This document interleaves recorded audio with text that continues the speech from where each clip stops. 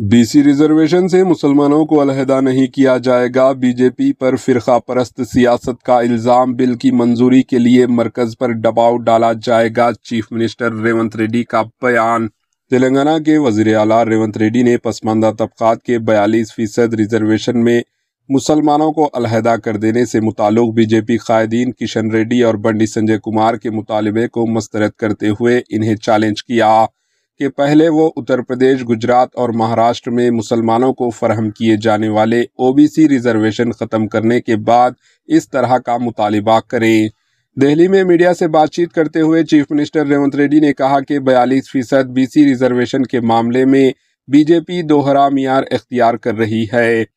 एक तरफ तेलंगाना में बीजेपी के कायदीन व मरकजी वज़रा किशन रेड्डी और बंडी संजय कुमार बीसी रिजर्वेशन में मुसलमानों को अलहदा कर देने पर ही 42% बीसी रिजर्वेशन की तायीद का ऐलान कर रहे हैं, जबकि बीजेपी ज़ेर इख्तिदार वाली कई रियासतों में मुसलमान ओबीसी रिजर्वेशन में शामिल हैं।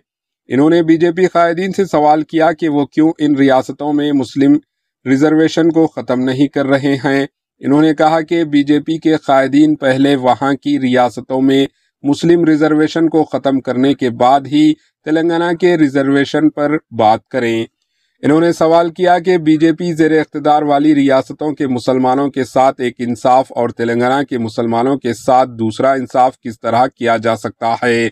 चीफ मिनिस्टर रेवंत रेड्डी ने कहा कि रियासत में जात पात पर मबनी सर्वे की रिपोर्ट पर ही पसमानदा तबकात को 42% रिजर्वेशन फराहम करने का बिल तैयार किया गया है।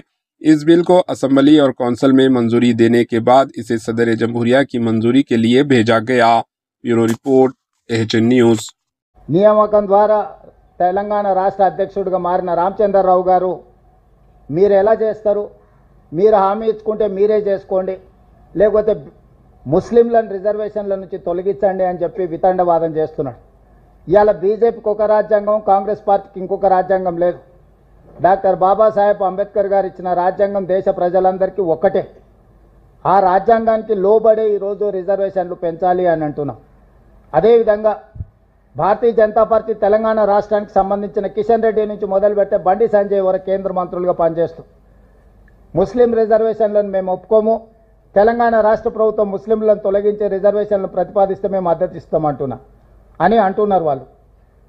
అసలు వాళ్ళ అవగాహన ఉండి మాట్లాడుతున్నారా, అవగాహన లేకుండా మాట్లాడుతున్నారా నాకు తెలీదు. కానీ నేను సూటిగా కిషన్ రెడ్డి గారిని, బండి సంజయ్ గారిని నేను ప్రశ్నిస్తున్నా.